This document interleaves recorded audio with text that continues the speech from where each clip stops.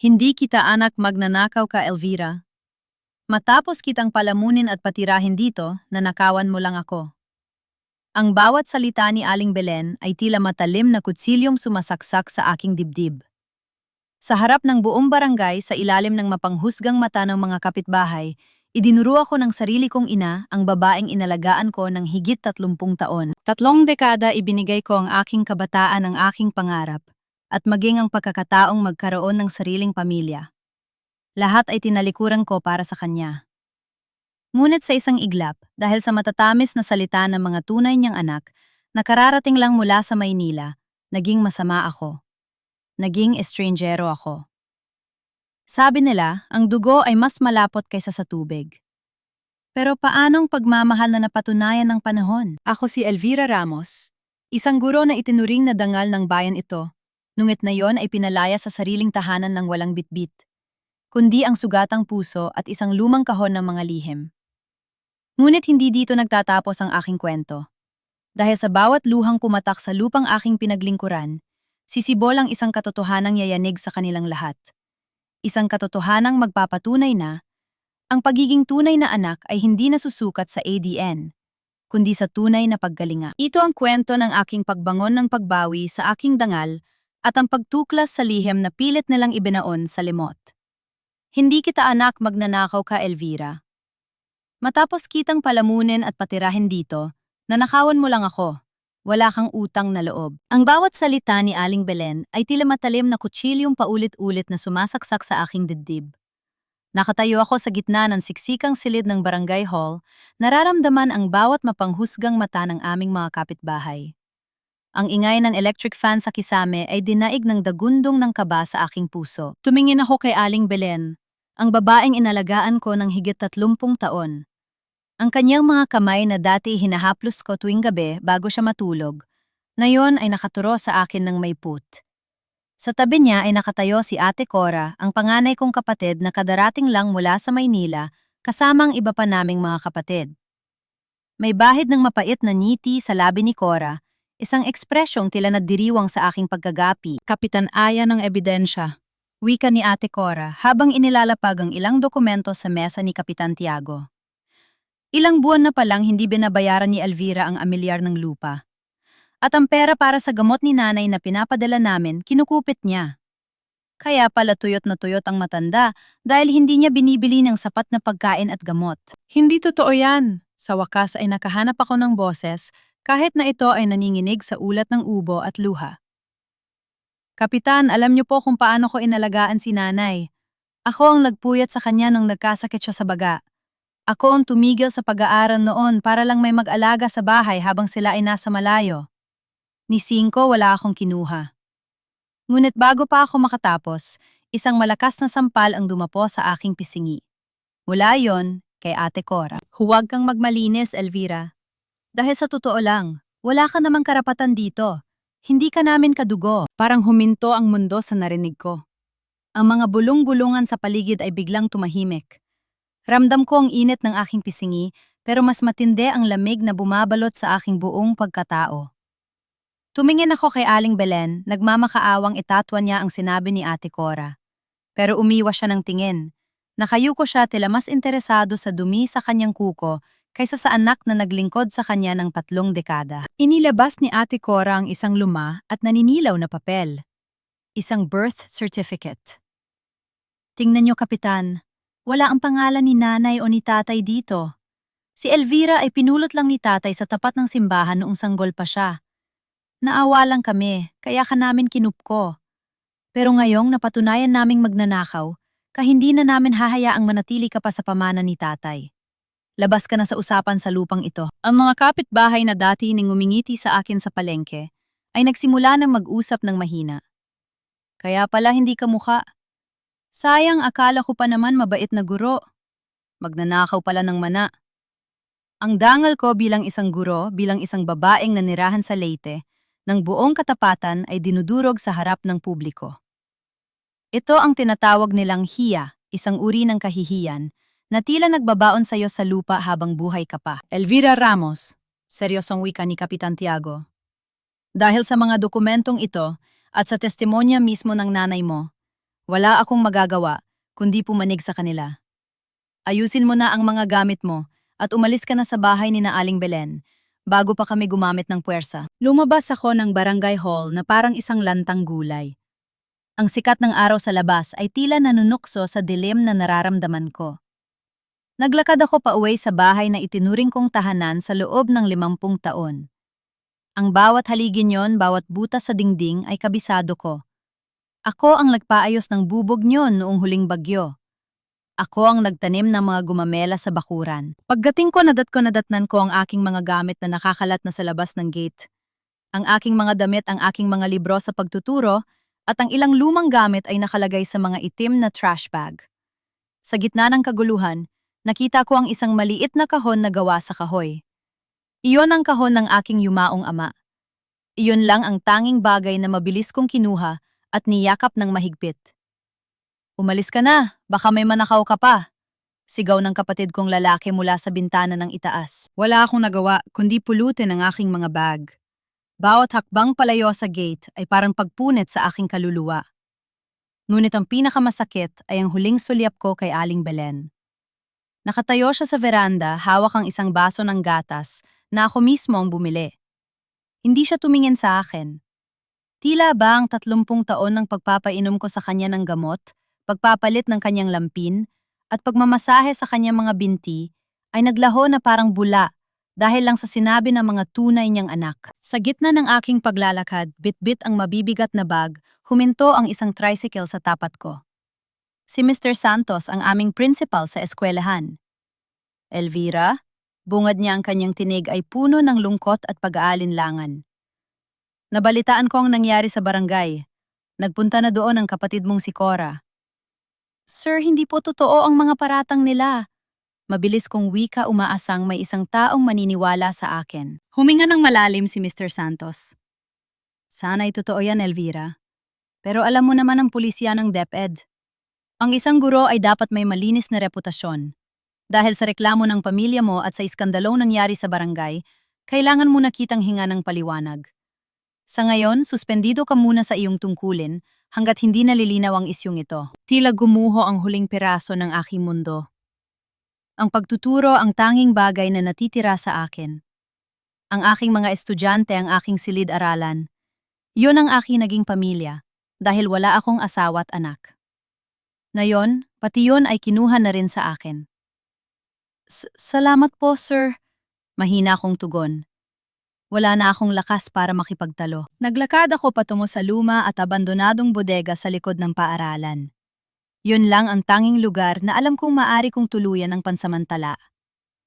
Habang binubuksan ko ang kinakalawang na pinto, biglang bumuhos ang malakas na ulan.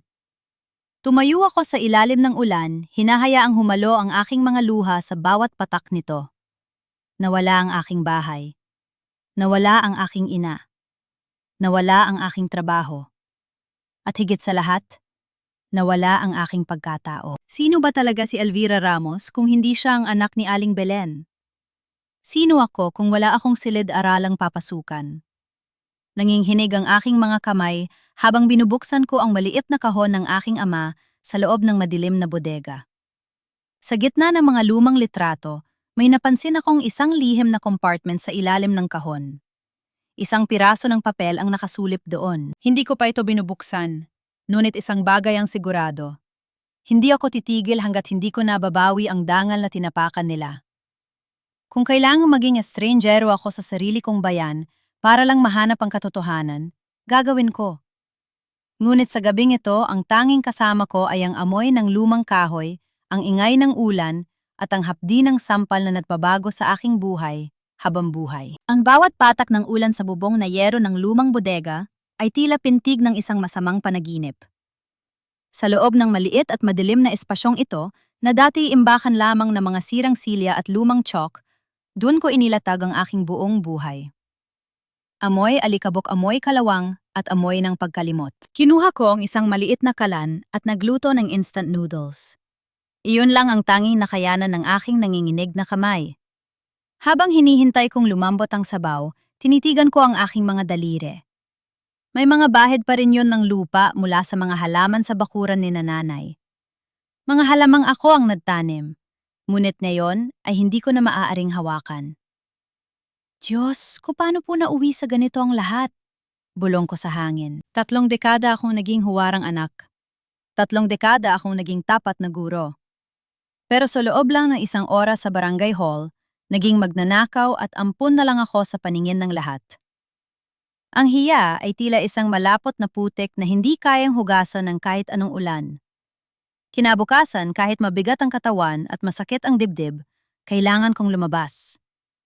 Ubos na ang aking supply ng tubig at kailangan kong gumili ng ilang gamit sa palengke. Pagdating ko sa bayan, naramdaman ko agad ang pagbabago. Ang palengke ng aming bayan na dati ay lugar kung saan ako ay binabati ng lahat bilang Ma'am Elvira, ay naging isang arena ng mga mapanghusgang sulyap. Ayan na siya, rinig kong bulong ni Aling Nena ang tindera ng isda na dati ay laging nagbibigay sa akin ng dagdag na tawad dahil paborito ko ang kanyang tulingan. Nayon, mabilis siyang lumingon sa kabilang direksyon nang magtagpo ang aming mga mata. Ma'am Elvira! Isang tinig ng bata ang tumawag sa akin. Si Jojo, isa sa mga pinakamahuhusay kong estudyante. Ninityan ko siya ng pilit, ngunit bago pa siya makalapit, hinila na siya ng kanyang ina palayo. Jojo, halika na. Huwag kang lalapit sa mga taong walang dangal. Marahas na wika ng ina nito, isang babaeng dati, nagpapadala pa ng suman sa akin tuwing Pasko bilang pasasalamat sa pagtuturo ko sa kanyang anak. Tumagos sa puso ko ang mga salitang yon. Mas masakit pa kaysa sa sampal ni Ate Cora. Ang dangal na iningatan ko ng 50 taon ay naglaho na parang usok. Habang naglalakad ako pabalik-lula ng isang tricycle, nakiusap ako sa driver na ihinto ako ng malayo-layo sa aming lumang bahay. Gusto ko lang makita si nanay. Gusto kong isipin na baka nagkamali lang siya, na baka natahuan na siya ngayong wala na ako sa loob ng bahay. Nagtago ako sa likod ng malaking puno ng mangga sa tapat ng aming gate. Doon nakita ko ang isang hindi pamilyar na itim na sasakyan na nakaparada. Isang lalaking nakasuot ng barong at may hawak na folder ang lumabas, kasunod si Ate Cora. Siguraduhin niyo lang na malinis ang mga papel, Mrs. Cora, wika ng lalaki. Malaki ang potensyal ng lupang ito para sa itatayo naming resort. Kapag napirmahan na ni Aling Belen ang deed of sale, makukuha niyo na ang paunang bayad. Huwag kayong mag-alala, attorney, sagot ni Ate Cora na may kasamang malutong na tawa. Konting-konti na lang. Medyo nahihilo pa ang matanda dahil sa gamot, pero bukas na bukas din mapapirma ko na siya. Wala na ring sagabal dahil napaalis ko na ang pesteng ampun na yon. Napakapit ako sa puno. Resort. Ibebenta nila ang bahay. Ito ang bahay na pinaghirapan ni tatay. Ang bahay na ayon sa kanya ay dapat manatiling kanlungan ni nanay hanggang sa huling sandali nito. Nagmamadaling pumasok si Ate Cora sa loob nang tumunog ang kanyang cellphone. Dahil sa katahimikan ng tanghali, narinig ko ang kanyang pasigaw na sagot habang nasa veranda. Oo, alam ko, wag niyo akong kulitin. Babayaran ko ang utang ko sa kasino pagkatapos ng pirmahan na ito. Sabihin mo sa mga tauhan mo, wag silang pupunta rito sa Leyte at baka mabisto ako. Napapako. Utang sa kasino. Kaya pala kating-kati silang paalisin ako at ibenta ang lupa dahil kailangan bayaran ni Ate Cora ang kanyang malaking pagkakamali sa Manila. At ginagamit nila si nanay para rito. Biglang tumibok ng mabilis ang puso ko nang maalala ko ang itsura ni nanay kahapon. Masyado siyang matamlay. Masyado siyang lito. Hindi ganoon si nanay kahit matanda na siya. Anong ginagawa niyo sa kanya, Cora? Bulong ko sa galit. Aalis na sana ako para bumalik sa bodega at mag-isip ng plano nang biglang bumukas ang pinto ng bahay. Lumabas ang kapatid kong si Mario, bakas ang takot sa kanyang mukha. Ate Cora, si nanay ayaw magising. Naninginig ang buong katawan at bumubula ang bibig. Ano? Huwag kang maingay, Mario. Baka marinig tayo ng mga kapitbahay. Singhal ni Cora, pero bakas din ang kaba sa kanyang boses. Maya-maya pa narinig ko ang nakakabinging wang-wang ng ambulansya na paparating sa aming kanto. Ang tunog na yon ay tila isang babala na naubusan na ako ng oras. Nakatayo ako doon, nakatago sa dilim ng puno, habang pinapanood ko ang mga paramedic na ipinapasok ang stretcher sa loob ng bahay. Ang nanay na nagtaboy sa akin, ang nanay na kailangan ako ngayon, ay dinala palabas maputla, walang malay, at tila unti-unti nang binabawian ng buhay. Kasalanan ko ba ito dahil umalis ako? O kasalanan nila dahil sa kasakiman. Isang bagay lang ang sigurado, hindi ako maaring manatiling nakatago lang dito. Kung ang dugo ay naging lason sa pamilyang ito, kailangan kong hanapin ang lunas bago ang lahat ay maging huli na. Dinala nila si nanay sa ambulansya at sa bilis ng takbo nito, alam kong ang laban ko ay nagsisimula pa lang. Hindi ako nakatulog ng gabing yon.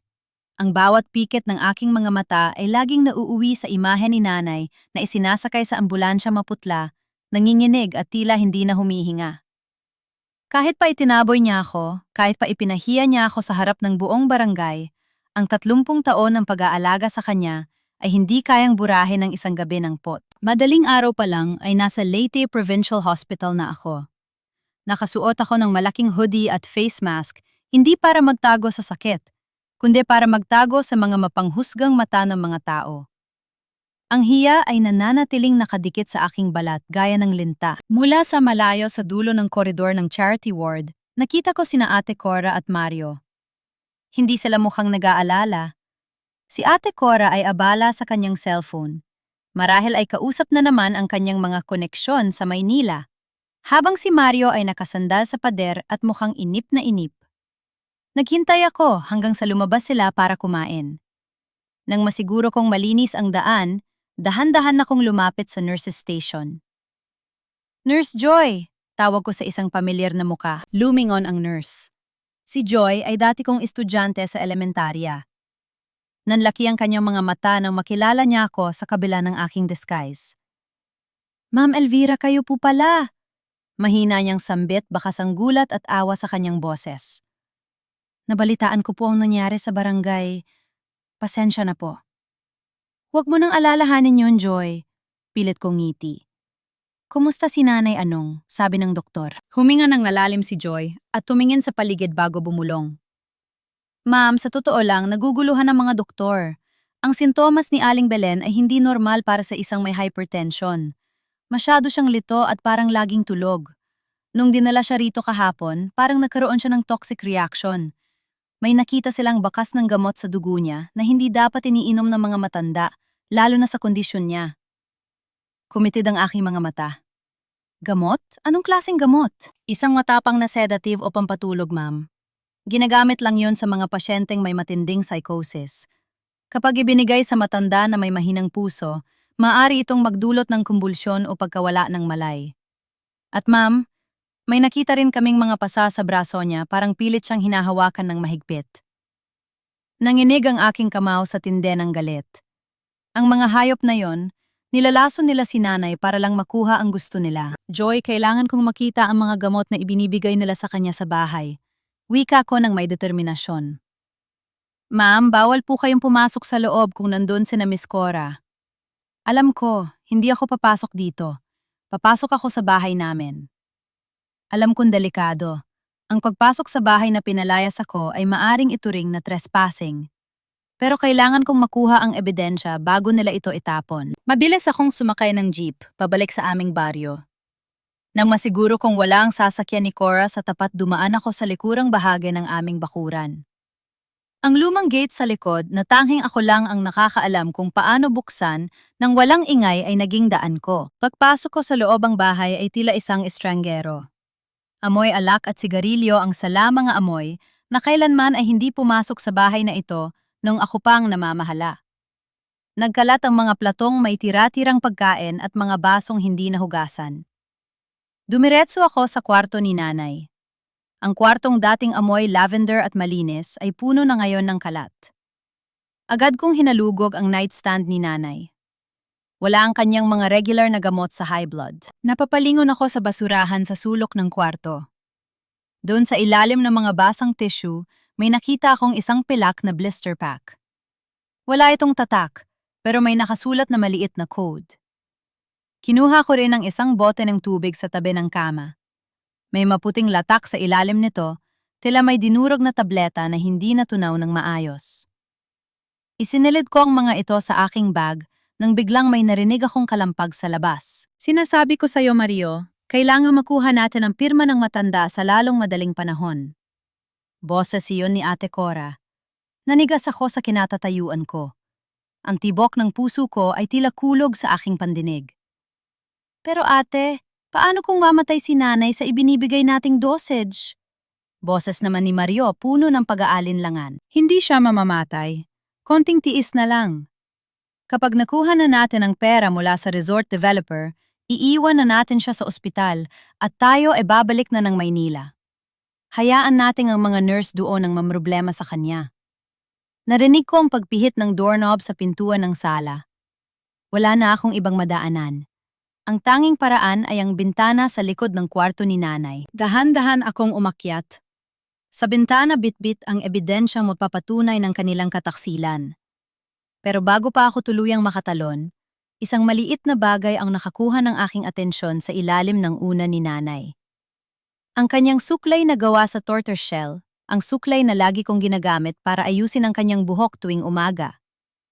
Sa isang sandali, bumalik ang lahat ng sakit. Ngunit bago pa ako tuluyang lamunin ng emosyon, narinig ko ang yabag ni Cora na papalapit na sa kwarto. "Nanay, may tao ba rito?" Sigaw ni Cora. Mabilis akong tumalon at gumulong sa damuhan sa labas. Nagtago ako sa likod ng mga malalagong halaman ng gumamela habang nakikita ko ang anino ni Cora sa bintana. Hingo na hingal ako, yakap ang aking bag na naglalaman ng mga lason na ibinibigay nila sa aking ina. Ngayon, meron na akong higit pa sa hinala. Meron na akong sandata. Ngunit paano ko ito gagamitin kung ang buong barangay ay nakatingin sa akin bilang isang kriminal? Habang naglalakad ako palayo, tiningnan ko ang aking mga kamay.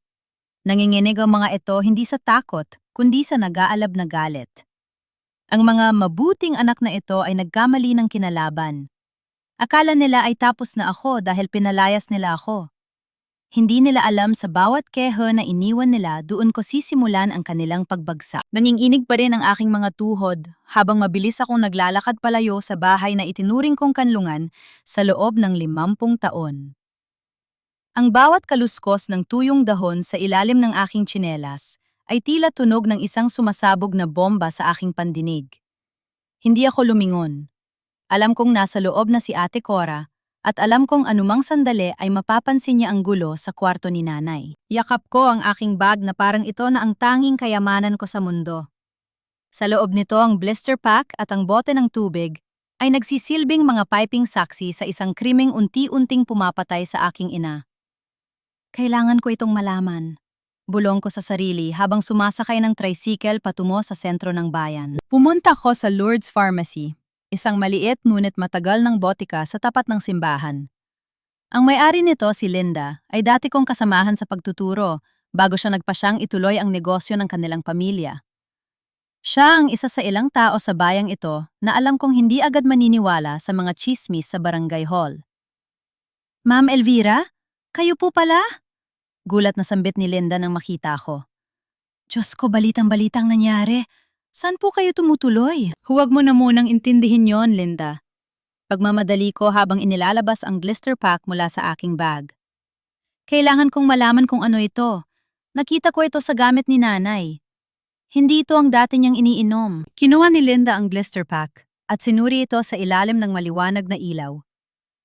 Ginamit niya ang kanyang magnifying glass para basahin ang maliliit na code na nakatatak sa likod nito. Maya-maya pa nakita ko ang pagkunot ng kanyang noo at ang unti-unting pagpula ng kanyang muka sa galit. "Ma'am, sigurado ba kayong iniinom ito ni Aling Belen?" Tanong ni Linda. Ang boses niya ay puno ng pag-aalala. "Bakit, Linda? Ano ba yan?" "Ito ay isang matapang na antipsychotic na hinaluan ng benzodiazepine. Ginagamit lang ito sa mga pasyenteng may malalang sakit sa pag-iisip o yung mga agresibong pasyente sa mental hospital. Pero sa dosage na nakikita ko rito, para itong pampatulog ng kabayo, ma'am." Napahawak ako sa counter para hindi matumba. "Anong epekto niyan sa matanda?" "Sobrang lito, ma'am. Makakaroon siya ng memory loss hallucination at higit sa lahat, mawawalan siya ng sariling desisyon. Magiging sunod-sunuran siya sa kahit kanino dahil ang utak niya ay parang nasa ilalim ng isang makapal na ulap. At kapag hinala mo pa ito sa gamot niya sa blood pressure, maari siyang ma-stroke o magkaroon ng organ failure." Biglang nagliwanag ang lahat sa aking isipan. Ang sarsuela sa barangay hall, ang biglaang pagturo sa akin ni nanay bilang magnanakaw ang galit sa kanyang mga mata na tila hindi niya ako kilala lahat ng iyon ay gawa ng gamot na ito. Nilason nila ang isipan ni nanay para maging sandata laban sa akin. Salamat, Linda. Malaking tulong ito. Wika ko habang mabilis na isinisilid muli ang ebidensya. Ma'am Elvira, mag-ingat po kayo, habon ni Linda. Kung sino man ang nagbibigay nito sa kanya, balak nilang patayin si Aling Belen ng dahan-dahan. Bumalik ako sa aking bodega na parang isang sundalong naghahanda sa digmaan. Hindi na ako ang Elvira na iiyak lang sa sulok dahil pinalayas. Ang bawat butil ng galit sa aking puso ay naging determinasyon. Inilabas ko ang notebook ko at nagsimulang magsulat. Kailangan ko ng timeline. Kailan nagsimulang magbago si nanay nung dumating si Ate Cora? Kailan naganap ang pirmahan sa barangay matapos ang 3 araw na pag-aalaga ni Cora sa kanya ng mag-isa? Habang abala ako sa pag-iisip, isang balakas na katok ang yumanig sa kinakalawang na pinto ng bodega. Elvira Ramos, buksan mo ito! Sigaw yon ni Ate Cora. Hindi lang boses ni Cora ang narinig ko. May kasama siyang 2 lalaki na nakauniporme ng pulis. Sa likod nila ay ang ilang usisero nating mga kapitbahay na tila nanonood ng isang live na teleserye. Binuksan ko ang pinto ng may taas no. Anong kailangan nyo? Ayan ang magnanakaw. Turo ni Cora sa akin ang kanyang mga mata ay nanlilisik. Officer, pumasok siya sa bahay namin kanina. Ninakawan niya ang kwarto ni nanay at kinuha ang mga mahahalagang gamot at dokumento. Trespassing at robbery, officer. Ma'am Elvira, kailangan niyo pong sumama sa amin sa istasyon para sa investigasyon. Wika ng isang pulis habang hinahawakan ang kanyang posas. Bakit ko naman gagawin yan, Cora? Bahay ko rin yun. Nandoon ang mga gamit ko. Tinang-tina akong sagot. Kahit na ang puso ko ay gustong kumawala sa aking dibdib. Wala ka ng gamit doon, pinalayas ka na, di ba? Pinalayas ka na ni nanay dahil sa pagiging hayok mo sa pera, sigaw ni Cora. Lumapit siya sa akin at bumulong ng sapat lang para ako lang ang makarinig. Akala mo ba hindi ko napansin ang pagpasok mo? Itapon mo na ang mga kinuha mo, Elvira. Dahil na yung gabi, sisiguraduhin kong sa kulungan ka na matutulog. Tumingin ako sa paligid. Ang mga kasamahan ko sa trabaho na nakatira malapit sa paaralan ay nakatingin din. Ang kahihiyang ito ay parang isang lason na mas mabilis pa sa gamot na ibinibigay nila kay nanay. Officer, wala akong ninanakaw. Pero kung gusto niyo akong isama ako, wika ko habang nakatingin ng diretso sa mga mata ni Cora. Pero siguraduhin niyo, Cora, na malinis ang bawat sulok ng bahay na yon. Dahil ang katotohanan ay parang amoy ng nabubulok na isda. Kahit gaano mo itago lalabas at lalabas ang baho. Habang inaalalayan ako ng pulis patungo sa patrol car, nakita ko ang panandaliang pagkislap ng takot sa mga mata ni Cora. Hindi niya inaasahan na hindi ako iiyak o magmamakaawa. Sa loob ng sasakyan habang naririnig ko ang tunog ng sirena, hinawakan ko ng mahigpit ang aking bag. Nandoon ang V-Twok. Nandoon ang bote. At higit sa lahat, nandoon ang aking pag-asa. Dadalhin nila ako sa istasyon pero hindi nila alam na ito mismo ang pagkakataong hinihintay ko para gumawa ng opisyal na ulat. Ang pag-aresto sa akin ang magiging pinakamalaking pagkakamali ni Cora. Ang digmaan ay hindi na lang sa loob ng bahay. Ngayon, ilalabas ko ito sa liwanag. Ang ingay ng makinilya at ang usok ng sigarilyo sa loob ng istasyon ng pulisya ay tila sumasakal sa akin. Nakaupo ako sa isang matigas na silyang kahoy, kaharap ang isang batang opisyal na halatang pagod na sa kanyang shift. Sa kabila ng mesa, nakatayo si Ate Cora, pilit na pinatutulo ang kanyang mga buwayang luha habang hawak ang isang panyo. Officer, nakita niyo naman ang itsura ng kwarto ni nanay. Ginulo niya ang lahat, ninakaw niya ang mga alahas at pati ang mga importanteng papeles para sa lupa. Hiyaw ni Cora. Sapat na para marinig ng lahat ng tao sa istasyon. Wala siyang utang na loob. Matapos siyang palakihin ng pamilya namin, ninanakawan niya ang matandang may sakit. Tumingin sa akin ang pulis. Ma'am Elvira, ano po ang masasabi niyo? Huminga ako ng malalim. Pinanatili ko ang aking likod na diretsyo at ang aking tinig na kalmado ang boses na ginagamit ko sa loob ng 30 taon sa silid-aralan. Officer, una sa lahat ang aking rehistradong tirahan sa aking ID at sa record ng munisipyo ay ang bahay na yon. Hindi pa ako formal na natatanggalan ng karapatang manirahan doon. Paano ako matatagurian na trespasser sa sarili kong tahanan? Napatigil ang pulis at tumingin sa aking voter's ID. Pangalawa, pagpapatuloy ko, tinitigan ko ng diretso si Cora. Wala akong ninanakaw na alahas. Kumasok ako para kunin ang aking mga personal na gamit na itinapon niyo sa labas na parang basura. Pero habang nandun ako, may nakita akong mga bagay na hindi dapat nandun. Mga gamot na hindi nireseta ng doktor ni nanay. Nakita ko ang panandaliang paghinto ng paghinga ni Cora. Ang kanyang hawak na panyo ay mas lalong humigpit. Anong pinagsasabi mo, sinungaling? Sigaw niya, pero ang boses niya ay tumaas na isang oktaba, tanda ng kaba. Officer, baling ko sa pulis. Handa akong sumailalim sa investigasyon, pero hinahamon ko rin ang aking kapatid. Handa ba siyang ipakita sa inyo ang kasalukuyang mga gamot na ibinibigay nila kay nanay? Handa ba siyang ipasuri sa doktor ang dugo ni nanay ngayon din? Hindi na kailangan yan. Inaatake lang ang matanda dahil sa stress na ibinibigay mo. Depensa ni Cora. Dahil walang sapat na ebidensya ng pagnanakaw at dahil legal pa ang aking paninirahan sa papel, walang nagawa ang pulis, kundi pakawalan ako matapos kunin ang aking salaysay. Lumabas ako ng istasyon na nakataas ang no habang si Cora ay nagdadabog na sumunod sa akin. Akala mo ba panalo ka na, Elvira? Harang niya sa akin sa labas, malapit sa palengke kung saan maraming tao. Kahit anong gawin mo, ikaw pa rin ang ampun na nagnakaw sa pamilya. Tingnan mo ang paligid mo. Sino pa ang naniniwala sa iyo? Tumingin ako sa paligid. Ang mga tao sa palengke ang mga tinderang dati kong binubulungan ng, "Salamat po," ang mga magulang ng mga estudyante ko. Lahat sila ay nakatingin. May mga matang puno ng awa, pero mas marami ang matang puno ng pagduda. Cora, mahina pero matigas kong wika.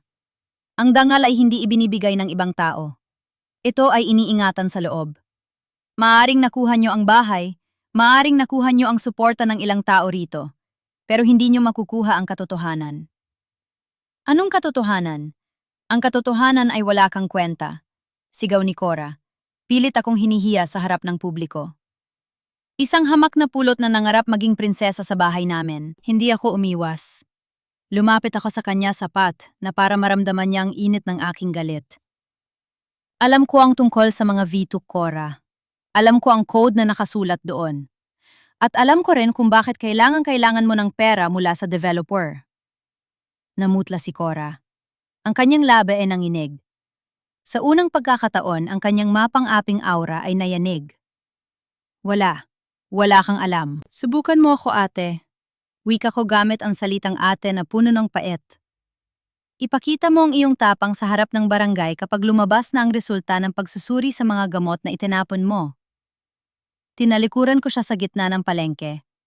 Habang naglalakad ako palayo, narinig ko ang mga bulong-bulungan ng mga tao. Hindi na lang tungkol sa akin ang usapan. Nagsisimula na silang magtanong tungkol sa reaksyon ni Cora. Ngunit habang papunta ako sa sakayan ng tricycle, isang lalaking naka-jacket at may takip na sombrero ang humarang sa akin.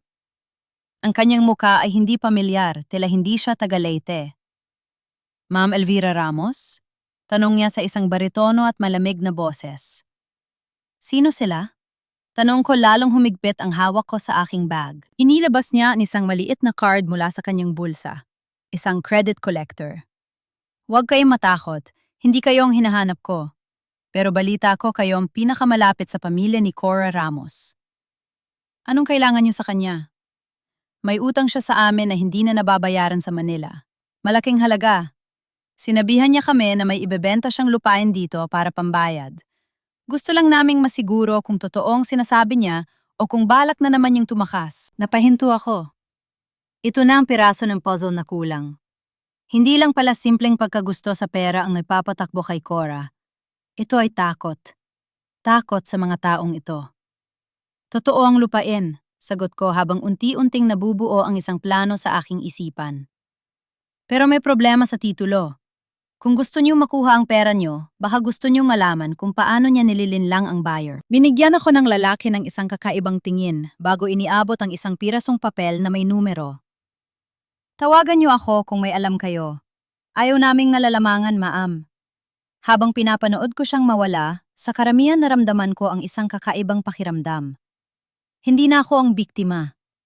Ngayon hawak ko na ang mga tali na magpapabagsak sa kanila. Ang kasakiman ni Cora ang magiging sarili niyang bitag. At ako. Ako ang sisiguro na walang takas ang bawat isa sa kanila. Gabi na nang muli akong gumalik sa Leyte Provincial Hospital. Ang amoy ng disinfectant at ang malamig na ihip ng aircon sa koridor ay tila nagpapatindi sa kaba sa aking dibdib. Sa pagkakataong ito, hindi lang ako basta bibisita.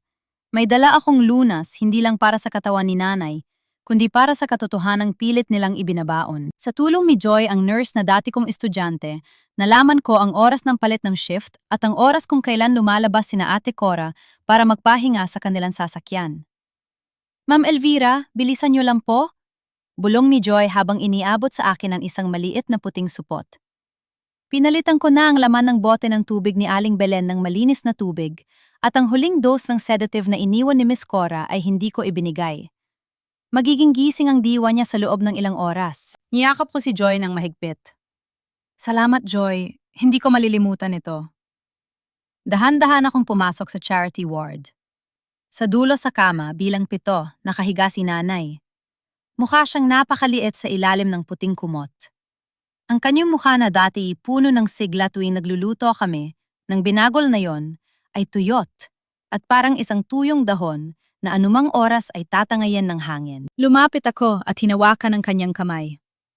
Magaspang ito gaya ng mga kamay ng libu-libong nanay na nag-alay ng buhay para sa pamilya. Kinuha ko ang suklay na tortoiseshell mula sa aking bag, ang suklay na kinuha ko sa bahay nung nakaraang araw. Nay! Bulong ko habang dahan-dahang sinusuklay ang kanyang maputing buhok. Gising po kayo, si Elvira ito. Dahan-dahang kumurap ang kanyang mga mata. Sa una lito ang kanyang tingin tila hinahanap kung nasaan siya. Ngunit na magtagpo ang aming mga mata, nakita ko ang isang mabilis na kislap ng pagkilala. Elvira? Mahina niyang sambit. Ang boses niya ay basag at tuyo. Opo nay, ako ito. Inalisan ko na po kaya ng mga gamot na nagpapalito sa inyo. Mabilis kong kinuha ang baso ng tubig at pinainom siya. Nay, kailangan niyo pong makinig sa akin. Si Ate Cora, balak nilang ibenta ang bahay at ang lupa. Pinapapirma kayo sa mga papel habang wala kayo sa sarili. Ginamit nila kayo para paalisin ako. Napahinto si nanay. Tumingin siya sa paligid tila bumabalik ang mga alaala ng gabi sa barangay hall. Nakita ko ang takot sa kanyang mga mata. Ang bahay, ang lupa ni tatay mo. Bulong niya nagsisimula ng manginig ang kanyang labi. Opo, Nay, pero hindi ko hahayaang mangyari yon. Kailangan ko lang na sabihin niyo ang totoo sa mga pulis at sa barangay. Sabihin niyo na hindi niyo gustong paalisin ako. Sabihin niyo na mahal niyo ako. Hinawakan ni nanay ang aking kamay ng mahigpit. Elvira, anak, patawarin mo ako. Masyadong mabilis ang lahat. Sinasabi nila na kung hindi ako pipirma, dadalhin nila ako sa Maynila at iiwan sa isang lugar na puno ng mga baliw. Sabi nila, ikaw daw ang kukuha ng lahat at pababayaan mo ako. Nanay, alam niyo pong hindi ko gagawin yun? 30 taon, nay 30 taon ko kayong hindi iniwan. Pakiusap ko ang mga luha ko ay nagsisimula na ring pumatak. Sa sandaling iyon ang paligid ay tila tumigil.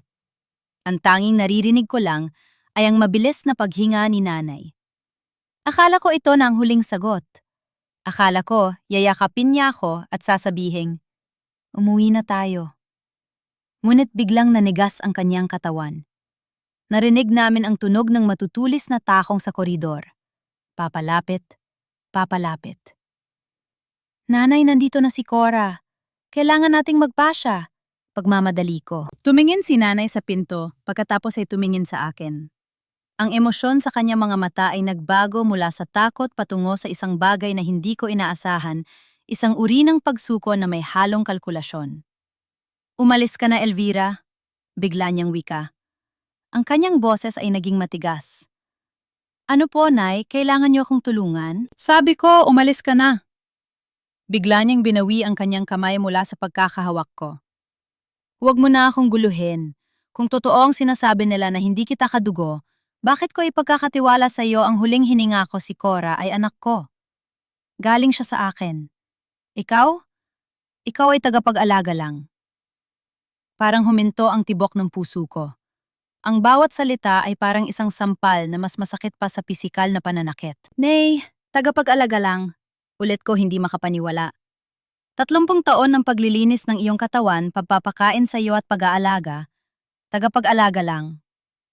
Umalis ka na bago pa kita ipahuli sa security, sigaw ni nanay, sapat na para lumingon ng ibang mga pasyente. Sa sandaling yon, bumukas ang pinto ng ward. Pumasok si Ate Cora, bakas ang gulat at galit nang makita ako. Anong ginagawa mo rito, Elvira? Sigaw ni Cora habang mabilis na lumalapit. Tumingin si nanay kay Cora, pagkatapos ay tumingin sa akin ng may malamig na mata. Cora, paalisin mo itong babaeng ito. Ayaw ko na siyang makita. Tumayo ako ng dahan-dahan. Ang init ng aking mga luha ay natuyo na pinalitan ng isang malamig at matalim na pakiramdam sa aking dibdib. Tiningnan ko sila, ang mag-inang kadugo. Sa unang pagkakataon, nakita ko sila hindi bilang pamilya, kundi bilang dalawang taong pinagbuklod ng kasakiman at takot. Sige, alis ako. Wika ko sa isang boses na hindi nanginghinig. Pero tandaan niyo ito, nanay. Ang dugo ay maaring magbigay ng pangalan, pero ang pag-ibig ang nagbibigay ng tahanan. At ngayong gabi, tinapos niyo na ang tanging tahanan na meron kayo. Tinalikuran ko sila habang naririnig ko ang matagumpay na tawa ni Cora sa likuran ko. Lumabas ako ng ospital sa gitna ng kadiliman ng gabi. Hindi na ako umiiyak. Ang bawat hakbang ko sa semento ay tila nagpapatibay sa aking desisyon. Akala ko kailangan kong iligtas ang aking ina. Pero mali ako. Kailangan kong iligtas ang aking sarili. Ang tagapag-alaga na minaliit nila ay tapos na sa paglilingkod ng walang bayad. Ngayon, sisimulan ko ng maningil. Naglakad ako sa ilalim ng madilim na langit ng Leyte. Hindi alintana ang malamig na simoy ng hangin na tumatagos sa aking manipis na jacket. Ang mga ilaw ng kalsada ay tila malabong mga titig na sumasabay sa bawat hakbang ko palayo sa ospital. Wala nang luhang lumalabas sa aking mga mata. Tila natuyo na ang lahat ng emosyon sa loob ko, pinalitan ng isang nakabibinging katahimikan. Tagapag-alaga lang. Ang mga salita ni nanay ay paulit-ulit na humahagupit sa aking isipan. Sa loob ng 30 taon, akala ko ay bumubuo ako ng isang matibay na pundasyon ng pagmamahal. Akala ko ang bawat subo ko sa kanya ng pagkain, ang bawat pagpupuyat ko tuwing may sakit siya, at ang pagtalikod ko sa sarili kong pangarap na magkapamilya ay sapat na para ituring akong tunay na anak. Pero sa isang iglap, lahat ng yon ay nauwi sa wala. Dahil lang sa usapin ng dugo. Imbis na bumalik agad sa bodega, nahanap ko ang sarili kong muling bumabalik sa aming bakuran sa gitna ng kadiliman. Hindi ko alam kung bakit marahil ay may bahagi pa rin sa akin ang gustong kumapit sa isang imposibleng pag-asa. Nagtago ako sa ilalim ng bintana ng kusina. Doon narinig ko ang pagdating ni na Ate Cora at Mario mula sa ospital. Mukhang iniwan muna nila si nanay sa pangangalaga ng isang nurse, para makapag-usap silang magkakapatid ng masinsinan. Ate, sigurado ka ba rito? Boses yun ni Mario. Nakita mo naman ang itsura ni Elvira kanina? Parang pinatay na natin siya ng buhay. Huwag kang malambot, Mario, singhal ni Ate Cora. Narinig ko ang tunog ng baso, marahil ay nagsasalin siya ng alak. Nakita mo naman ang reaksyon ni nanay, di ba? Kahit gaano pa kabuti ang ipinakita ni Elvira, sa huli tayo pa rin ang kakampihan ng matanda. Alam ni nanay na tayo lang ang tunay na Ramos. Si Elvira isang ligaw, nadamo lang yan na nakinabang sa atin. Pero ate, alam nating hindi siya nagnanakaw, mahinang dagdag ni Mario. Tumawa ng mapait si Ate Cora. Alam din ni Nanay Mario, huwag kang tanga. Sinabi sa akin ni nanay kanina noong wala si Elvira, alam niyang tapat ang ampun na yon. Pero mas kailangan ko ang pera.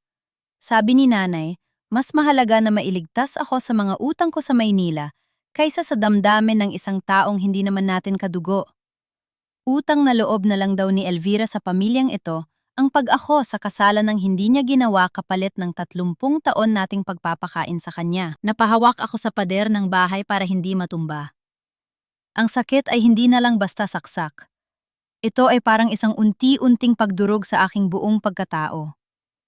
Hindi lang pala si Cora ang sakim. Maging si nanay ang babaeng inialay ko ang aking buhay ay alam ang katotohanan.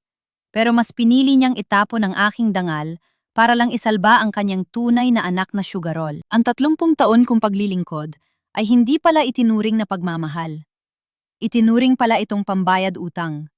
Isang serya ng mga transaksyon kung saan ang bawat pagod ko ay katumbas lang ng bawat platong kanin na kinain ko sa kanilang hapag. Dahan-dahan akong tumayo at lumapit sa bintana ng kwarto ni nanay.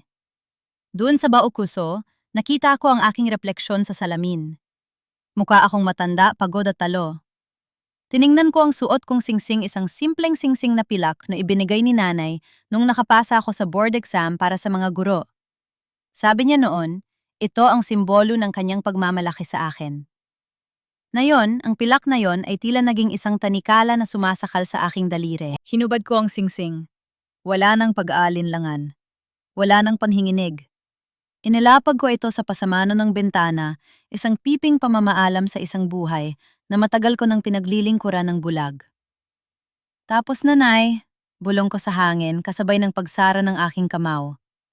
Binabayaran ko na ang huling sentimo ng utang na loob na sinasabi niyo. Bumalik ako sa bodega na may dalang kakaibang lamig sa aking dibdib. Hindi na ito ang lamig ng kalungkutan, kundi ang lamig ng isang pusong laging bato dahil sa tindi ng pagkakalunod sa sariling luha. Inilabas ko ang kahon ng aking yumaong ama. Tinitigan ko ang lihim na compartment na nakita ko noong unang gabi. Ang piraso ng papel na naroon ay hindi lang basta sulat. Ito ay isang dokumentong may selyo ng batas. Habang binabasa ko ang mga salitang isinulat ni tatay, ilang taon bago siya pumanaw, naramdaman ko ang isang mainit na agos ng pag-asa. Si tatay ang tanging tao sa pamilyang ito na tunay na nakakita sa akin. Alam niya na darating ang araw na ito. Para sa aking anak na si Elvira, panimula ng liham, ang dugo ay maaaring maging madilim, ngunit ang katapatan ay laging nagniningning. Huwag mong hahayaang kunin nila ang iyong liwanag. Sa ilalim ng sulat ay ang isang kopya ng legal adoption papers na matagal lang naayos at isang last will and testament na may mga probisyong hinding-hindi inaasahan ni Cora at nanay. Tumingin ako sa labas ng bintana ng bodega. Papasikat na ang araw sa abot-tanaw ng Leyte. Ang dilim ay unti-unti nang napapawi. Wala na si Elvira na tagapag-alaga. Wala na ang Elvira na nagmamakaawa para sa isang kapirasong pagkilala. Ang haharap sa kanila sa susunod na mga araw ay isang babaeng may sandata ng katotohanan at may pusong wala ng takot na mawalan dahil kinuha na nila ang lahat sa akin. Wala na silang iba pang maaaring sirain. Ang dugo na ipinagmamalaki nila ay magiging sarili nilang sumpa. At ang puso na minaliit nila ang siyang katapos sa kanilang kasakiman. Sa loob ng madilim at tahimik na bodega, ang tanging maririnig ay ang mabilis na paghinga ko at ang kaluskos ng papel sa aking nanginghinig na mga kamay. Sa harap ko sa ilalim ng malamig na liwanag ng isang bumbilya, nakalatag ang huling lihim ng aking ama. Elvira anak, simula ng sulat sa wikang Waray na hinaluan ng Tagalog ang paraan ng pagsasalita ni tatay na laging nagpaparamdam sa akin ng kaligtasan. Alam kong kapag binabasa mo na ito, wala na ako sa tabi mo. At alam ko rin na ang mga kapatid mo at ang nanay mo ay maaaring magbago ang pagtingin sa'yo. Napapikit ako ng mariin. Parang naririnig ko ang boses ni tatay malumanay at puno ng pagmamahal. Hindi man tayo magkadugo, Elvira. Ikaw ang naging tunay na ramos sa aming lahat. Ikaw ang nag-alay ng iyong pawis at luha para sa bahay na ito, habang ang iba ay abala sa paghahanap ng sarili nilang buhay. Huwag mong isipin na ang pagiging ampun ay isang kapintasan. Ito ay isang pagpili. Pinili kita at hinding-hindi ko pagsisisihan yon. Sa ilalim ng sulat ay ang mga legal na dokumento. Ang Decree of Adoption na may petsang 1,975, isang opisyal na papel na nagsasabing ako ay legal na anak ni na Roberto at Belen Ramos. May karapatan ako. Hindi ako basta pulot lang na pwedeng itapon. Ngunit ang mas nagpagulat sa akin ay ang huling pahina, ang last will and testament ni tatay. Ang lupang kinatatayuan ng ating bahay, saad sa dokumento, ay hindi basta pamanang hahatiin sa dugo. Ito ay pamanang ibinibigay sa kung sino ang mananatili. Inilalagay ko sa pangangalaga ni Elvira Ramos ang karapatan sa pamamahala ng lupa at bahay sa ilalim ng kondisyong siya ang naging pangunahing tagapag-alaga sa loob ng hindi bababa sa 20 taon. Ang sinumang magtangkang ibenta ito ng walang pahintulot niya ay mawawalan ng karapatan sa anumang bahagi ng mana. Napahagulgul ako, pero sa pagkakataong ito, hindi ito iyak ng pighati. Ito ay iyak ng paglaya. Si tatay ang tahimik na si tatay na lagi nakatingin lang sa akin habang nagluluto ako o naglalaba, ay alam ang lahat.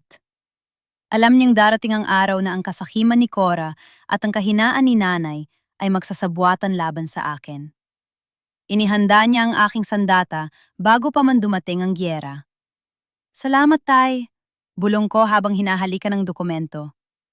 Salamat sa hindi pag-iwan sa akin. Tumayo ako ng tuwid. Ang lamig ng bodega ay tila naglaho pinalitan ng isang nag-aalab na determinasyon.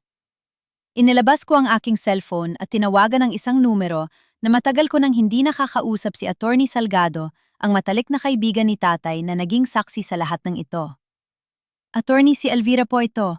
Hawak ko ng dokumento. Handa na po akong lumaban. Nang sumunod na umaga, lumabas ako ng bodega na may ibang aura.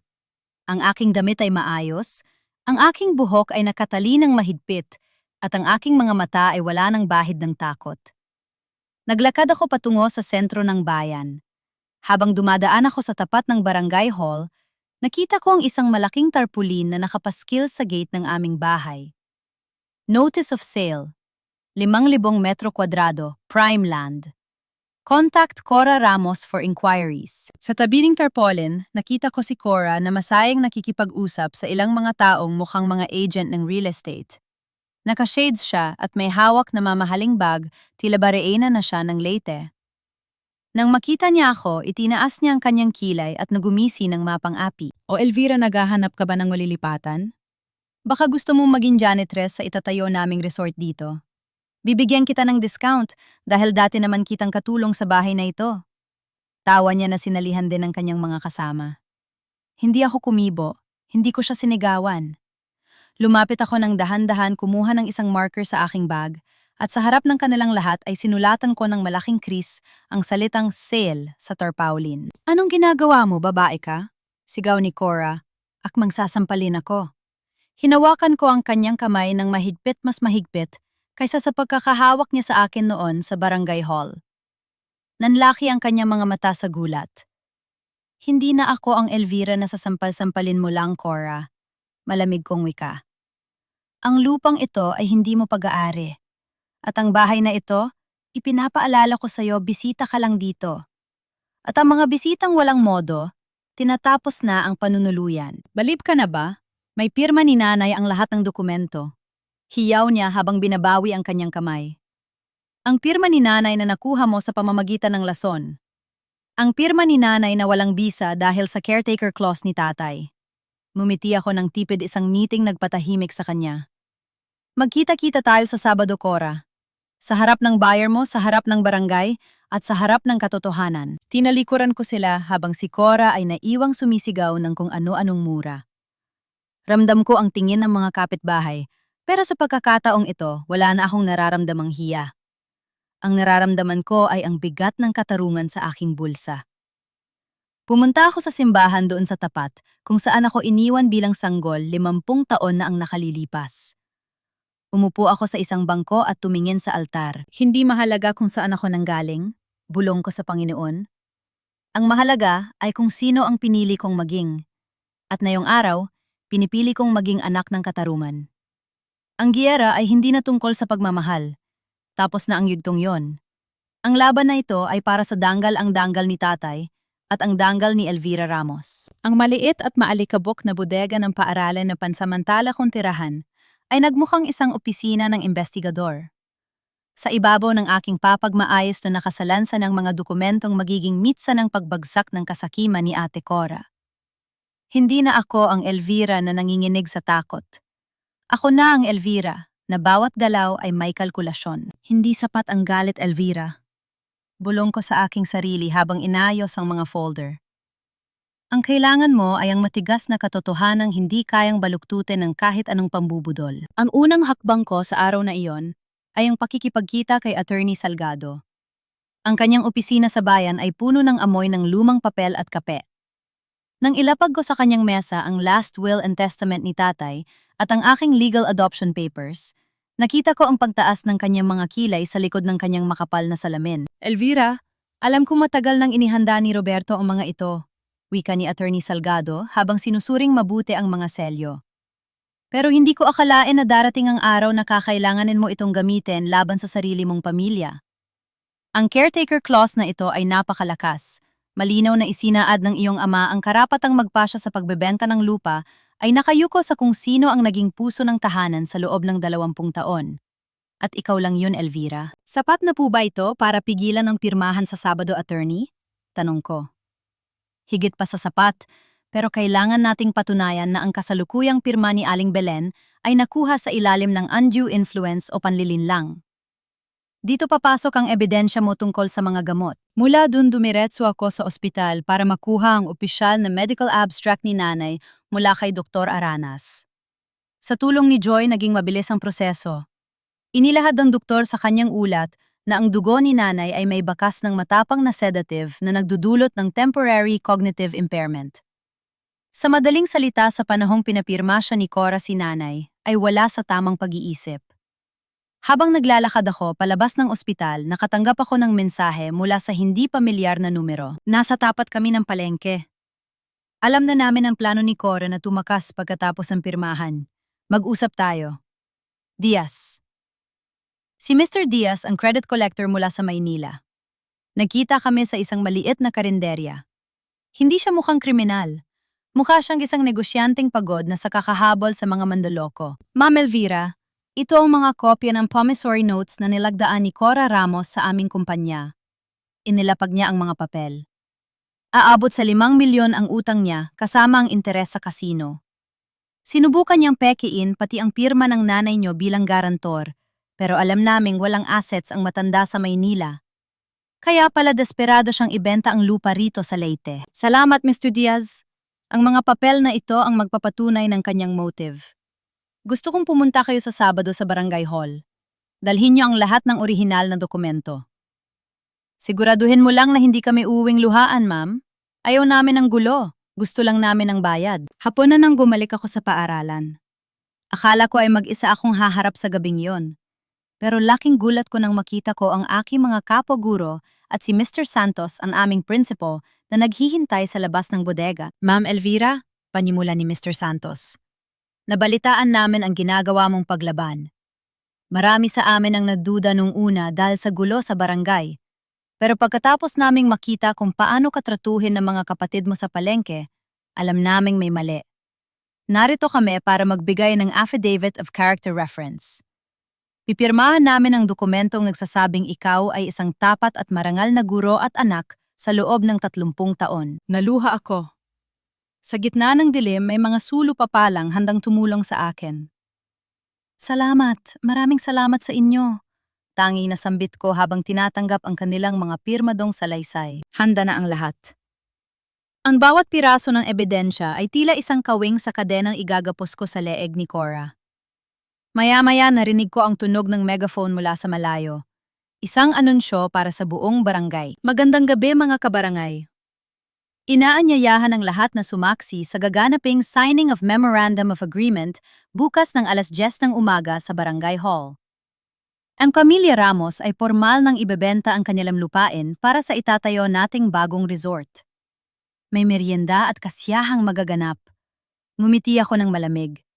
Isang kapistahan pala ang hinahanda nila. Hindi nila alam ang inihahanda nilang piging ay ang mismong araw ng kanilang paghuhukom. Hinawakan ko ang lumang suklay ni nanay na nasa bulsa ko. Bukas, Nay. Bukas matatapos na ang lason. Inihanda ko ang aking pinakamalinis na uniforme ng guro. Bukas hindi ako haharap bilang isang biktima. Haharap ako bilang ang huling depensa ng pamilya Ramos. Ang paligid ng barangay hall ay puno ng makukulay na banderitas.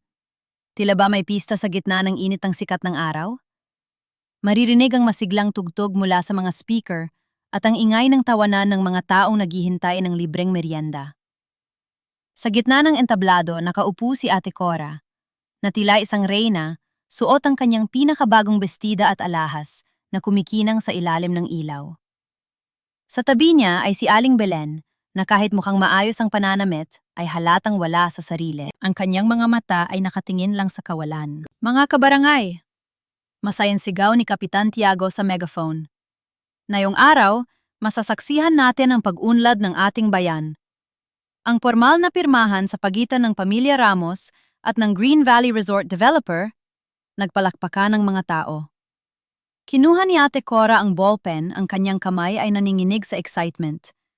Ito na ang sandaling hinihintay niya, ang 5 milyong pisong magliligtas sa kanya mula sa mga utang sa Maynila. Sandali lang, ang isang malakas at matatag na tinig ay pumuto sa katuwaan ng lahat. Ang mga tao ay mabilis na lumingon sa may pintuan. Doon nakatayo ako, si Elvira Ramos. Suot ko ang aking pinakaplansadong uniforme ng guro, ang aking ID ay nakasabit ng maayos, at ang aking mukha ay walang bakas ng pag-aalinlangan. Sa likod ko ay sina Attorney Salgado, Dr. Aranas, at si Diaz. Anong ginagawa mo rito, Elvira? Sigaw ni Cora, habang tumatayo ang kanyang mukha ay biglang namula sa galit. Pinalayas ka na, di ba? Guard, ilabas ang babaeng yan. Nanggugulo lang yan. Hindi ako nanggugulo, Cora. Tenang-tena kong sagot, habang dahan-dahang naglalakad patungo sa entablado. Bawat hakbang ko ay tila may bigat ng 30 taon kong paninilbihan sa bayan ito. Narito ako para protektahan ang huling habilin ni tatay at ang buhay ni nanay. Wala kang karapatan, hindi ka Ramos. Hiyaw muli ni Cora. Pilit na kinukuha ang atensyon ng mga tao. Mga kabarangay, huwag kayong makinig sa ampun na yan. Tumigil ako sa tapat ng mesa ni Kapitan Tiago. Tumingin ako sa paligid sa mga kapitbahay na dati ay naniwala sa paninira nila. Pagkatapos ay tiningnan ko si nanay. Nakita ko ang maliit na kislap ng pagkilala sa kanyang mga mata, pero mabilis itong natabunan ng ulap ng gamot. Kapitan, bago nyo ituloy ang pirmaham ito, kailangan nyo makita ang mga dokumentong ito. Inilapag ni Attorney Salgado ang last will and testament ni tatay sa mesa. Ayon sa batas, ang lupang ito ay may caretaker clause. Hindi ito maaring ibenta ng walang pirma ni Elvira Ramos, ang kinikilalang pangunahing tagapag-alaga ni Roberto Ramos, sa loob ng mahigit 30 taon. Nanahimik ang buong barangay hall. Ang tanging maririnig ay ang bulong-bulungan ng mga tao. Ang kinatawa ng resort developer ay napakunot at sinimulang basahin ang dokumento. Peke, yan gawa-gawa lang yan ni Elvira. Hiyaw ni Cora. Pilit na inaagaw ang papel, pero mabilis itong nailayo ng abogado. Hindi lang yan, Kapitan. Pagpapatuloy ko, tinitigan ko ng matalim si Cora. Nais ko ring ipakita ang resulta ng pagsusuri sa dugo ni nanay. Lumapit si Dr. Aranas. Ako si Dr. Aranas mula sa Provincial Hospital. Napatunayan namin sa aming pagsusuri na si Aling Belen Ramos ay pinaiinom ng matapang na antipsychotic sedatives na hindi nireseta ng kanyang doktor. Ang gamot na ito ang dahilan kung bakit siya lito nawawala sa sarili at madaling mapasunod sa anumang utos. Ang anumang pirma na nakuha sa kanya sa loob ng huling 2 linggo ay walang bisa sa ilalim ng batas dahil siya ay wala sa tamang pag-iisip o lucid interval. Isang malakas na hala ang umalingaw-ngaw mula sa mga tao. Ang mga kapitbahay na dati ay kumakampi kay Cora ay nagsimulang magbago ang ekspresyon. Ang hiya na dati ay pasan-pasan ko ngayon ay tila lumilipat na sa balikat ni Cora. At para malaman ng lahat kung bakit desperado si Cora Ramos na ibenta ang lupang ito, wika ko habang hudyat kay Mr. Diaz. Lumapit si Diaz at inilapag ang mga kopya ng promissory notes. Ako si Diaz mula sa isang credit agency sa Maynila. Si Cora Ramos ay may utang na mahigit 5 milyong piso dahil sa pagsusugal sa kasino. Balak niyang gamitin ang perang makukuha rito para pambayad sa kanyang mga utang at pagkatapos ay tatakas na pabalik ng Maynila, iiwan si Aling Belen na walang matitirhan at walang mag-aalaga. Sinunggaling kayong lahat sa buwatan nito, sigaw ni Cora. Pero ang kanyang boses ay nanginghinig na at ang kanyang mga mata ay malikot na naghahanap ng takas. Cora? Tawag ko sa kanyang pangalan, ang boses ko ay puno ng awit ng katotohanan.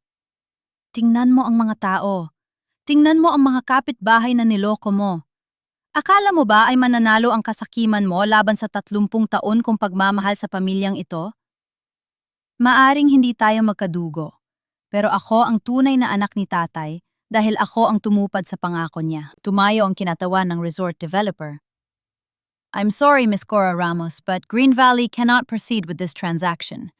This property is under legal dispute, and there are allegations of elder abuse. We are withdrawing our offer immediately. Hindi huwag, attorney, pag-usapan natin ito, habol ni Cora. Pero tinalikuran na siya ng mga ito. Dito na pumasok ang 2 pulis na kanina pa naghihintay sa gilid. Cora Ramos, Mario Ramos, kailangan niyo pong sumama sa amin sa presento para sa mga paratang ng elder abuse at falsification of documents. Sa gitna ng kaguluhan, biglang tumayo si nanay. Ang epekto ng gamot ay tila unti-unti nang humuhupa dahil sa tindi ng emosyon sa paligid. Tumingin siya kay Cora na pinupusasan, pagkatapos ay tumingin sa akin. Elvira, mahina niyang tawag. Ang kanyang mga mata ay puno ng luha at pagsisisi. Anak, anong nagawa ko? Nais ko siyang yakapin, nais kong tumakbo patungo sa kanya. Pero nanatili akong nakatayo sa aking kinatatayuan. Ang sugat sa aking puso mula sa kanyang pagtataksil sa ospital ay sariwa pa rin. Hindi ito ang oras para sa madaling pagpapatawad. Ito ang oras para sa kataruman. Tapos na po. Waika ko ang boses ko ay matatag pero malungkot. Ligtas na po ang bahay, ligtas na po kayo. Patawarin mo ako, anak. Patawarin mo ang nanay. Hagulgol ni nanay habang pilit na inaabot ang aking kamay. Tumingin ako kay Kapitan Tiago. Kapitan, alam niyo na po ang katotohanan. Ang dangal ko bilang guro at bilang tao ay hindi na dapat pang pagdudahan. Yumuko si Kapitan Tiago, bakas ang kahihiyan sa kanyang muka. Patawad, Ma'am Elvira. Kami ang nagkamali. Kayo ang tunay na bayani ng pamilya Ramos. Habang hinihila ng mga pulis si Cora, palabas nagsimulang magpalakpakan ng mga tao, hindi para sa resort, kundi para sa akin. Pero sa gitna ng palakpakan, tanging ang tunog ng pagbagsak ng ballpen ni Cora sa sahig ang narinig ko. Ang ballpen na dapat ay gagamitin niya para wasakin ang aking buhay ngayon, ay naiwang walang silbi sa gitna ng entablado. Lumabas ako ng barangay hall, hindi na bilang isang ampun na pinalayas, kundi bilang ang babaeng nag-iisang nagligtas sa dangal ng kanyang pangalan. Ang hangin ng Leyte ay tila mas masarap lang hapin na yon. Ang laban ay tapos na, pero ang paghilom ay magsisimula pa lamang. Ang katahimikan sa loob ng aming lumang bahay ay kakaiba sa pandinig. Wala na ang sigawan ni Ate Cora, wala na ang ingay ng mga estranggerong nagpaplano ng pagbebenta ng lupa, wala na rin ang amoy ko sigarilyo vaalak. Ang tanging naririnig ko na lamang ay ang mahinang tunog ko orasan sa dingding. Ang orasan na ako mismo ang nagpalit ko baterya ilang linggo bago ang gulo. Matapos ang insidente sa barangay hall, mabilis na kumalat ang balita sa buong Leyte. Ang mga kapatid kong sina Mario at ang iba pa ay mabilis na nag-empake at bumalik ko Maynila. Iniwan ang lahat ng obligasyon at dumi ko kanilang ginawa. Si Ate Cora naman ay nananatili sa kulungan. Naghihintay ko pormal na paghahain ko kakaso ng falsification ng kakdokumento at elder abuse. Sinasabing wala ring gustong tumulong sa kanya sa Maynila dahil sa dami ng nalinlang niya sa sugal. Nakatayo ako sa gitna ko masala. Hawak ang isang baso ko gatas. Pumasok ako sa kwarto ni nanay. Nakahiga siya, ang kanyang katawan ay tila mas lalong lumiit at humina matapos maalis ang lason ko kagamot sa kanyang sistema. Nang makita niya ako, pilit siyang bumangon at sumandal sa headboard ko kama. Elvira, anak. Mahina niyang tawag, ang kanyang boses ay puno ng panginginig. Inumin niyo na po ito, Nay, wika ko habang iniaabot ang gatas. Maayos ang aking boses, walang galit, pero wala na rin ang dating init ng pagmamahal na dati ay laging nandoon.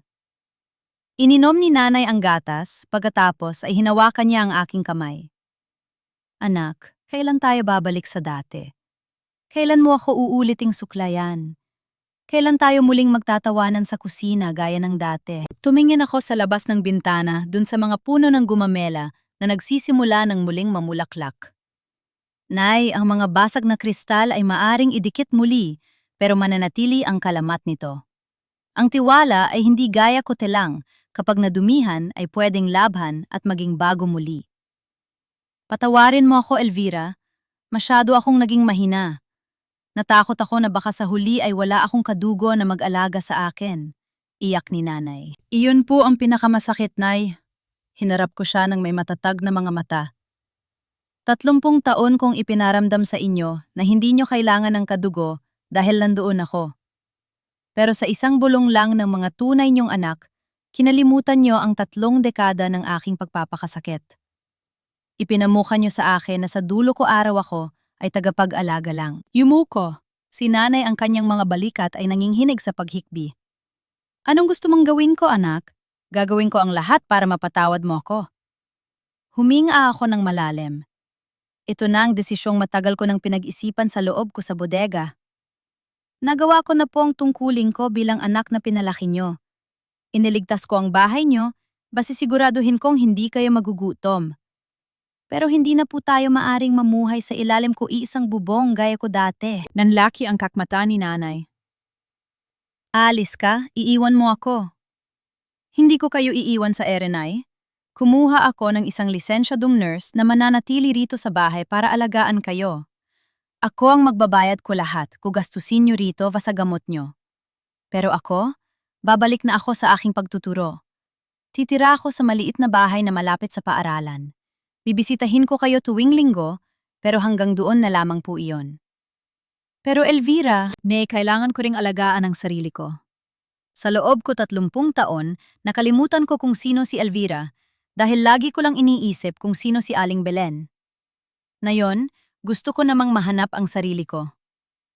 Lumabas ako kukwarto ni nanay nang hindi na lumingon. Masakit, pero nararamdaman ko ang isang uri ko kalayaan na kailanman ay hindi ko naranasan. Ang pagpapatawad ay isang desisyon, pero ang muling pagtitiwala ay isang pribilehiyo na kailangang pagtrabahuhan. Kinabukasan, bumalik ako sa paaralan. Ang pagtanggap ko kakdong niyep vakak estudyante ay tila isang mainit na yakap ng tagbabalik. "Welcome back, Ma'am Elvira!" Sigaw ko kak bata habang naguunahan sa pagyakap sa akin. "Salamat! Salamat sa inyong lahat!" Nakangiti kong wika. Sa unang pagkakataon sa loob ko mahabang panahon, ang ngiti ko ay abot hanggang kakmata. Bago matapos ang araw, binisita ko si Ate Cora sa presinto. Nakaupo siya sa likod ng mga rehas, wala na ang kanyang alahas magarbong damit. Mukha siyang matanda desperada. "Elvira, tulungan mo ako. Yurong mo ang kaso." Sigaw niya nang makita ako. "Kapatid mo ako, di ba Ramos tayo?" Tumingin ako sa kanya ng may awa pero walang pagsisisi. Ang pagiging Ramos Cora ay hindi lang apelido, ito ay danggal. At ikaw mismo ang pumatay sa danggal na yon. Hayaan mong ang batas ang magturo sa iyo koleksyon na hindi namin naituro sa iyo sa loob ko bahay.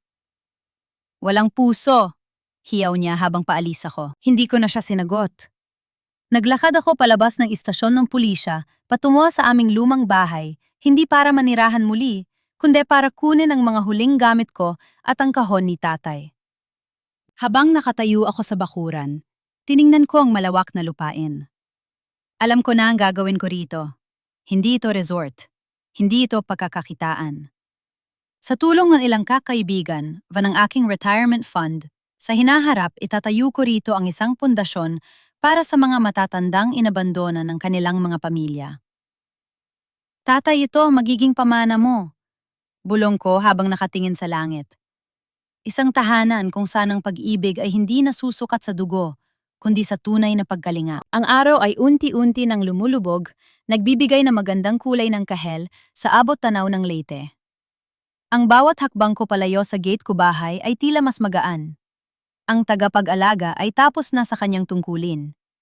Ngayon, ang babaeng si Elvira Ramos ay handa nang isulat ang kanyang sariling kwento. 2 taon nang lumipas. Ang lumang bahay ng pamilya Ramos sa Leyte ay hindi na amoy ng alikabok, galit o kataksilan. Binuksan na ang lahat ng mga bintana upang papasukin ang sariwang hangin mula sa dagat at ang sikat ng araw na nagbibigay buhay sa bawat sulok ng tahanan. Ngunit ang pinakamagandang tunog na maririnig dito ngayon ay hindi na ang sigawan ng pag-aaway sa mana, kundi ang mahinang tawanan ng mga lolo at lola habang nagkukwentuhan sa veranda. Retirado na ako sa pagtuturo. Ngunit sa loob ng bahay Kalinga, tila hindi ako tumitigil sa pagiging isang guro. Dito itinuturo namin sa bawat isa na ang pagtanda ay hindi dapat katakutan at ang pag-iisa ay may lunas kung may pusong handang kumalinga. Namatay si nanay. Belen 1 taon na ang nakalilipas. Sa huling 6 na buwan ng kanyang buhay, bagamat hindi na kami nakatira sa iisang bubong, ako ang palagi niyang hinahanap. Hindi ko siya pinabayaan. Nanatili ako sa kanyang tabi hanggang sa huling hininga niya. Hindi dahil sa utang na loob, kundi dahil iyon ang tama. Sa huli, Bago siya pumikit, hinawakan niya ang aking kamay at bumulong ng, "Salamat anak." Iyon ang sapat na para sa akin. Hindi ko na kailangan ng mas malalim pang paliwanag. Sa dalawang salitang yon, naramdaman kong tinanggap na niya ang katotohanang ang pagmamahal ay mas malapot kaysa sa anumang dugo. Si Ate Cora naman ay nananatili pa rin sa loob ng bilangguan. Minsan ay pinapadalhan ko siya ng pagkain at gamot, ngunit hindi ko pa kayang harapin siyang muli. Alam kong darating ang araw na mapapatawad ko rin siya ng buo, ngunit sa ngayon, ang katahimikan ng aking pinaka-iniingat ang kayamanan. Ang mga kapatid kong sina Mario ay hindi na muling nagpakita sa Leyte. Balita ko ay hirap sila sa buhay sa Maynila, dala ang bigat ng kanilang mga maling desisyon. Isang hapon habang nakaupo ako sa ilalim ng puno ng mangga sa aming bakuran, kinuha ko ang lumang kahon ni Tatay Roberto. Hinaplos ko ang ukit ng kahoy na tila ba hinahawakan ko ang kamay ni Tatay. Sa tabi nito ay ang isang bagong retrato ang kumpol ng mga lolo at lola ng bahay Kalinga, kasama ako. Lahat kami ay nakangiti. Dito ko natutunan na ang dangan ng isang tao ay hindi nakadepende sa kung paano katratuhin ng iba. Ang tunay na dangal ay nagmumula sa iyong paninindigan sa gitna ng unos. Ang pagiging ampun ay hindi isang kakulangan. Ito ay isang pagkakataon upang patunayan na ang pamilya ay hindi lamang nabubuo sa loob ng sinapupunan, kundi nabubuo sa bawat sakripisyo, bawat pagpupuyat, at bawat desisyong manatili kahit masakit na. Tumingin ako sa langit ng Leyte na unti-unti nang nakukulay lila at ginto. Napagtanto ko na ang buhay ko ay parang isang silid-aralan. Maraming mahihirap na leksyon, maraming pagsusulit na tila hindi ko maipapasa, at mga kaklaseng naging kaaway. Pero sa huli, ang pinakamahalagang aral na natutunan ko ay ito. Hindi mo kailangang maging magkadugo para maging magkapamilya. Dahil ang tunay na pamilya ay hindi nagmumula sa ugat ng puno, kundi sa tibok ng puso. Huminga ako ng malalim at pumasok sa loob ng bahay Kalinga. Oras na para sa hapunan ng aking bagong pamilya. At sa bawat hakbang ko, alam kong kasama ko si Tatay na kangite at proud sa anak na pinili niyang mahalin. Ako si Elvira Ramos, isang guro, isang anak, at higit sa lahat, isang babaeng nahanap ang kanyang tunay na tahanan sa gitna ng pagkalinga sa iba.